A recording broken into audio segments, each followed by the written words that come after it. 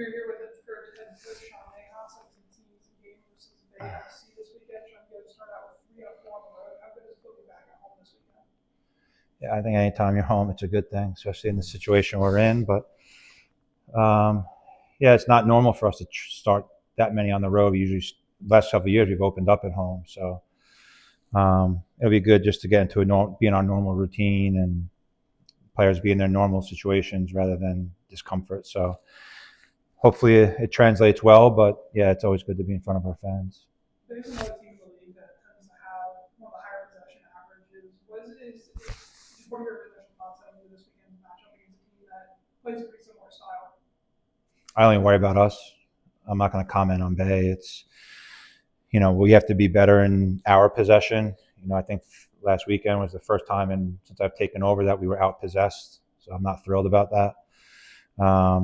But again, it's what you do at those possessions, right? So yeah, I think there's more and more teams that are trying to play, and which is good. It's good for the league. But we have to be the best version of ourselves, regardless of how other teams play. And if we do that, then we give ourselves a chance, and we have to do it for 90 minutes. So, we're expecting a competitive game as we always do, and they'll be threatening in certain areas in certain moments of the game.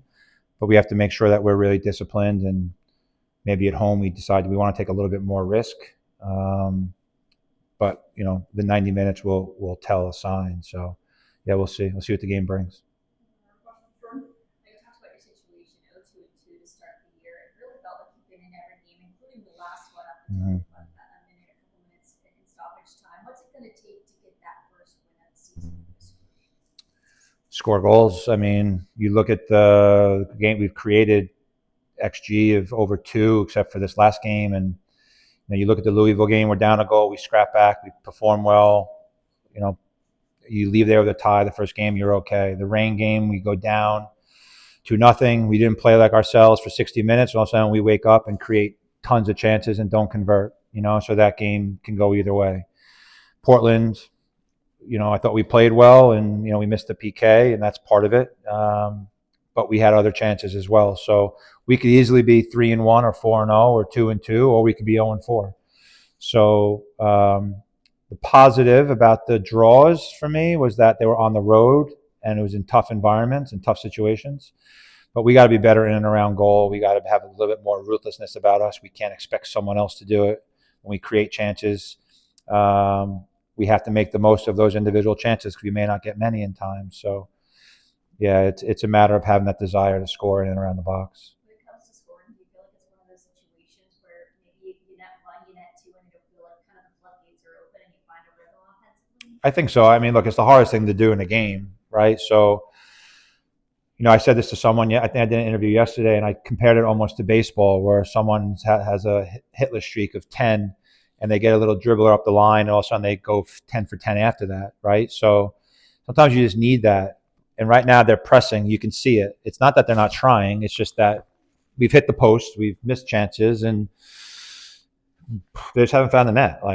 And the league hasn't been too crazily high scoring this year in comparison. I mean, you have the couple of teams, but everyone else has sort of been these 0-0 games, 1-0 games. So that just shows the competitiveness. But yeah, you just need one just to sort of release the pressure. And if you could do that at home, I think it doubles up, right? So one can lead to 2. It could lead to 3. It could just take that one. But I think it gives a confidence that they finally did it because they've done everything else right up until that point. But it just hasn't been for a full 90, and that's what we're looking for. And it takes time. And if you look at the last couple of years, I don't know the records offhand, but the last couple of years we haven't started off the year right. We would win our home game because it was home, and then we wouldn't win for like 4 games. So we're almost in the same spot we've been in the last several years. It's just at some point it's got to turn, right? And that's what we've talked to the players about. As you look at maybe comparing it to the last couple of years, what have been some situations or circumstances where you have seen that turn and seen the team be able to kind of go over that hump? I think they stay true to what we're doing, right? And I think over the last couple of years, it's there's more. I wouldn't say there's more of a belief. I would say there's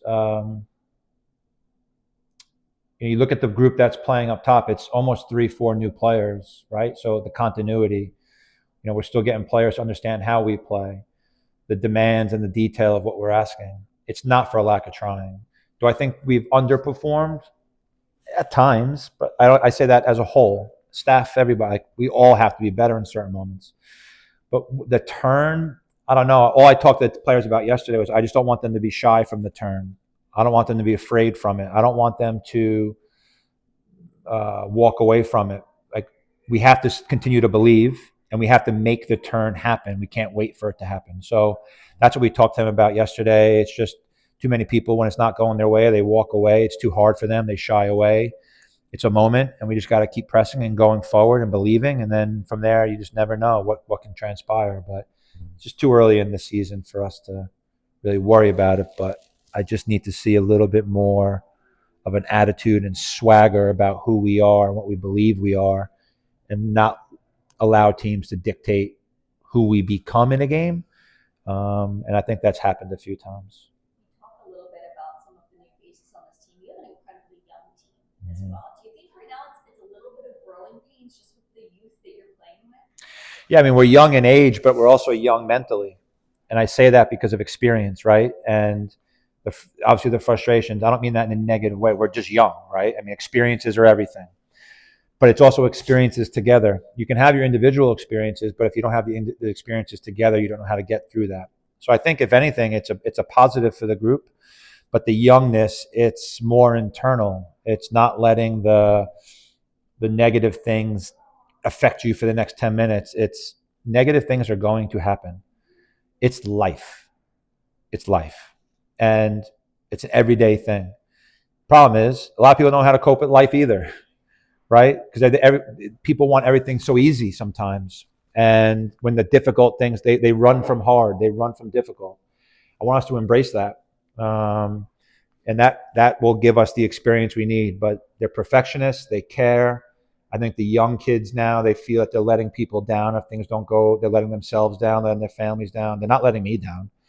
The only way they're letting me down is if they're letting themselves down, because that can only be fixed so much. That's an internal pressure. So I've really just let them be. I'm still getting to understand them a little bit because there's so many different young personalities. And I'm trying not to add any more pressure to the already innate pressure that they put on themselves. So it's definitely been a challenge. We also don't have as many veterans as we've had in years past. So people need to step up, but they'll be okay. It's all part of the process. I mean, are you doing anything to try to relate to some of the 20-year-old? No. Well, Riley's. I mean, look. They're also young. They're also mature beyond their years. All of them. I'm done with like Twitter and stuff. Like some of the crap that people say to you when you tie a game. Like, you need to get off their couch and see the sun a little bit. Like it's like the fact that people send some of the things they send to people. It makes me question people, right? And so I'm done with that garbage. The TikTok and stuff, nah, that's not my personality. I don't have any time for that. They can do that stuff. Like, that's their brand. I just let that. Like, I stay to myself too. Like, I'm not that way. If anything, they're helping me grow too. I have to be better in certain moments and pick and choose when I can communicate with them in those moments. But yeah, and I'd be lying to you if I say I haven't questioned things myself over these last months. Like it's natural. It's a natural tendency. You don't want to feel like you're letting your players down, and you don't want to feel like you're letting the club down. You don't want to feel like you're letting the fans down. But you know what? As long as we stay true to who we are and what we do, then I'm fine with it. I just put pressure on myself too. It's just a natural thing of being a high performer. So. I'll ask one more, actually. Yeah. When you have had the kind of rough starts to the season in the past, does it almost give you as a staff a comfort? Like, we have been here, we have kind of made that shift, and we've gotten into our stride. Do you feel a little bit more solace knowing you've done it, you've turned the page, and you could probably do it again? Or is it, this is a new year, how do we get this through? I think it's a combination of the two. I mean, we also have a bunch of injuries, right? I mean, we're without players that are veterans that have gotten us through these things. So we're relying on the young player to do that.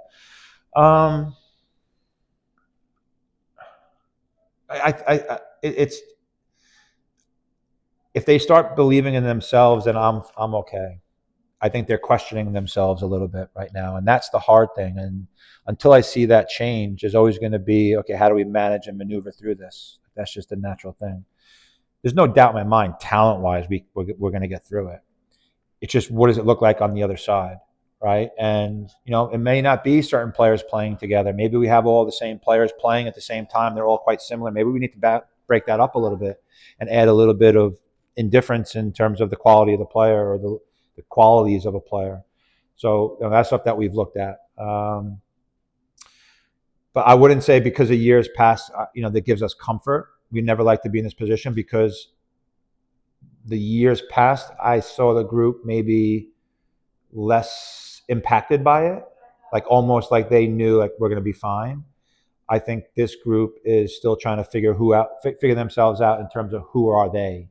We haven't really created that part yet. We're seeing signs of it, but whereas in the years past, we knew the group, right? And I've said this a million times, like having continuity from year to year to year is so important in this sport, especially the way we play. But when you're bringing in 7 new faces again and you lose key players, we need now the new key players to step in, but they just don't have the same experience, and they've only been 4 games in. So with us, and am I in panic mode? No. Am I worried? No. I just worry about their psyche when things don't go well, and that's what we're trying to improve, because they are so young. I mean, some of them are younger than some college teams, So yeah, I guess that's the fun part, It's part of the process, but we'll get through it. They'll be fine. They trained well. They had a great energy about themselves yesterday. You try and break it up a little bit. Try not to make them think about it. I would be lying to you if I wasn't disappointed in the performance against Gotham. But I would also say that for 40 minutes, I thought we were fantastic. And the first goal put us on our heels, and the second goal was sort of a complete balloon buster. And then at halftime, it was just silence. And no matter what you say, it's like, and then 2 minutes in, 30 seconds in, they almost score, and then they score right off that. And then you could see the group was like, how are we going to get out of this? But we competed to the end. Pinto comes in, scores a good goal.